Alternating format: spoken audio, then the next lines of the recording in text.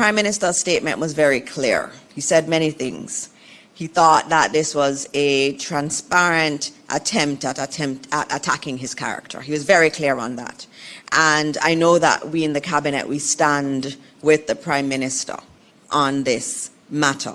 And these are definitely matters that are before the court. And so I try not to speak about matters that are before the court. But the Prime Minister in his statement was very clear that he was not a director, he's not a shareholder, and he doesn't own the property. That was very clear in his statement, and that is what I would like to be reported. Just a follow-up to that, Minister, can the Prime Minister effectively lead when his name has been linked to so many adverse IC findings? I think the Prime Minister can definitely lead, and if you see what is happening, he is leading. He's leading our country very well.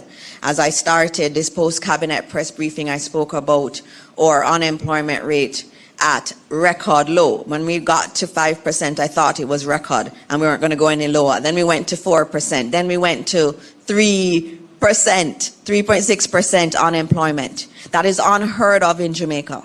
And all of these things that we've seen where we are lauded around the world for, especially in terms of our economy, that was all done under the leadership of the most honorable Dr. Andrew Holness. He is the one that has led us through COVID and led us beautifully through COVID. He is the one that has been steering us in terms of relooking the way we do infrastructure. When we look around our country, it looks completely different. If you ask any visitor who has not been to Jamaica for a while, how they feel about Jamaica when they come here, they say it looks like a very different place, and it is a good thing. And that has been led, all of that has been led by our Prime Minister. And so this is an individual who has given his life to really supporting Jamaica in our dream of becoming a country that is seen as meeting its potential. That's what he has done. And so you may ask me, how do I feel about this? I personally feel really bad about what is happening. And I tell you why.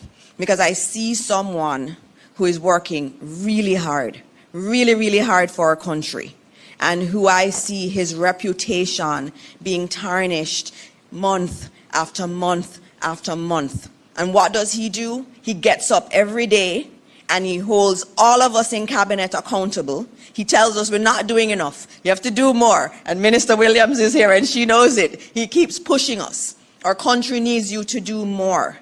And so this is someone who I admire, and this is someone who I would love to see more leaders like this in our country going forward.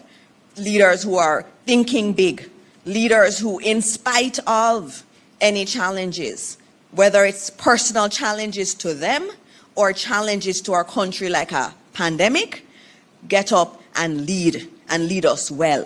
And he has been doing that in spite of everything that has been thrown at him. And that says a lot about him and about his commitment to our country.